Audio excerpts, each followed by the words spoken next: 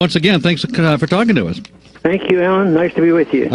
Tell me about your new network, something you're new. I think it's very exciting because you are using the digital media in a way that very few people have. So tell me what's coming up. Yes, well, I did have some spontaneous success with digital media and the internet, during those campaigns. They seem to be even ahead of what I was doing and understanding. But since I've been out, there's been several people approach me about doing some type of programming on the internet and have an internet channel, which gives you a lot of flexibility. So I've gone with a group that set this up, and we'll have our first program on Monday. Oh. And that's ronpaulchannel.com. So are you going to host? I'm sorry, ronpaulchannel.com. Are you going to be hosting a show?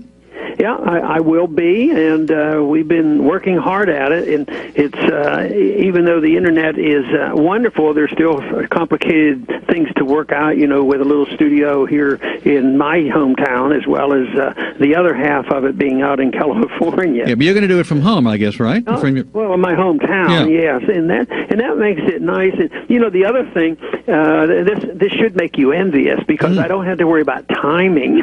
Well, there are all kinds of different rules on the internet, and that you don't have to run by the clock. Yeah, if we estimate 30 minutes, they say, well, I said, what if I have an interesting guest? Oh, you can go 40, whatever you want. And of course, there will be charges for it, which means I don't have to go and get the advertisers. And do you have a big staff programming it? I mean, how are you putting this whole thing together? Well, the company that's doing it, I think they have. I keep seeing the number of people that they have, doing, promotions and the technicians and all that. My guess is they must have 20 people. What's the company doing it? It's called SPN, and it's a young group. And somebody said, "Well, they're young." I said, "Yeah, I think the young people understand this system better." Well, actually, it's the younger people who really know coding and the in and out of the internet much better than the older generation, right? And it's to appeal to young people too. It's going to be most people are going to be reading and listening over a handheld device, which is. One of the waves of the future, and you see some of the changes. It looks like our newspapers are in big trouble. So, well, you just had the Washington Post just got sold to Jeff Bezos. I mean, who thought that would happen? Is this a libertarian outfit that's doing it? No, not actually.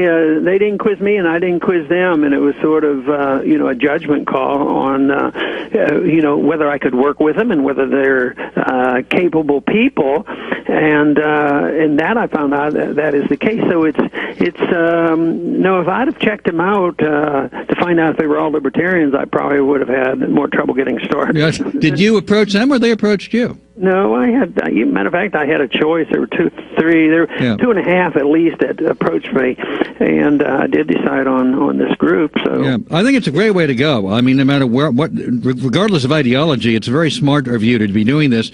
And without your assistance, it seems, when you ran in 2008 and again in 2012, there was a great surge of interest on the internet about you. What do you think accounts for that? I really don't know, because the first time I discovered it, I was so surprised, but I was glad about it.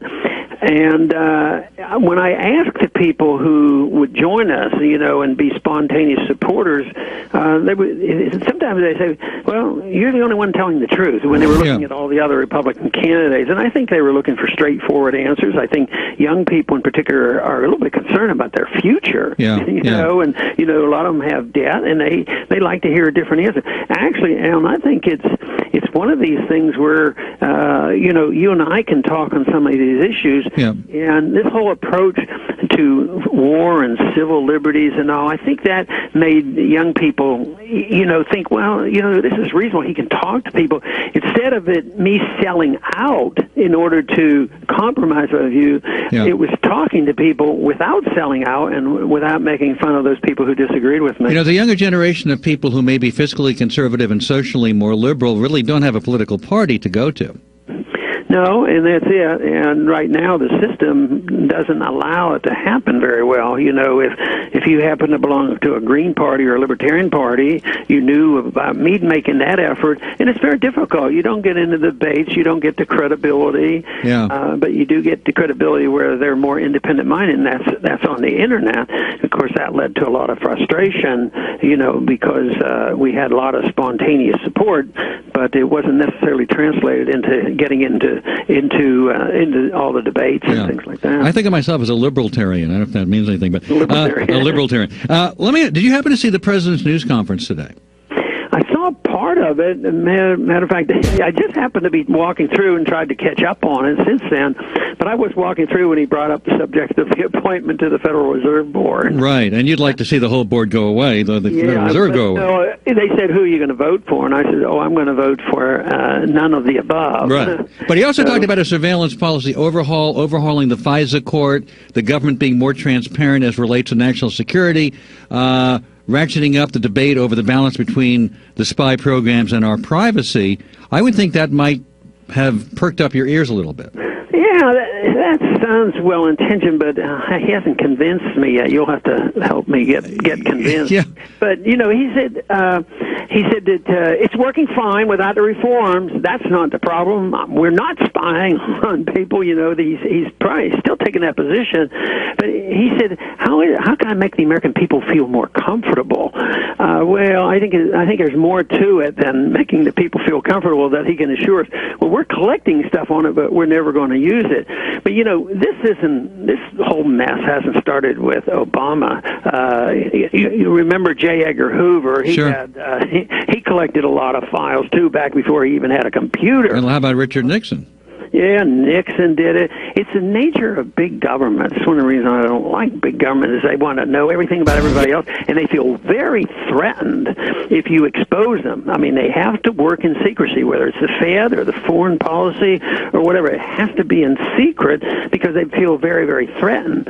See, some of this stuff that has been released, it really hasn't damaged us, but they don't like to be embarrassed. They don't want our allies to know that we're listening to them as well. That's sort of embarrassing to them. One of the things the president said today was that he doesn't think Edward Snowden is a patriot. I'm guessing you would disagree with that.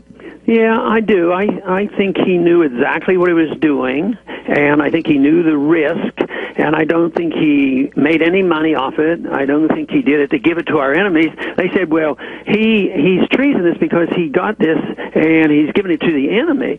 Well, he gave it to us, and I just think there are some people in Washington that think that we might be the enemy if we know everything that the government is doing. But I really believe in true transparency, and I believe in privacy for the individual, and I think it's been turned on its head. I think the government is so secret, and we have lost our privacy. But I think the American people have reached a point of frustration, and I think they've gone too far. Do you think that our relationship with Russia is compromised because of what's happening with Snowden, and should it be compromised? No, it shouldn't be. I mean, Alan, it was, not too many years ago when I was in the military in the 60s, our presidents talked to the president. I mean, just think how Kennedy talked to Khrushchev. Right. Just think of how, even during World War II, how we allied ourselves with Stalin. And they had all these weapons and all these threats.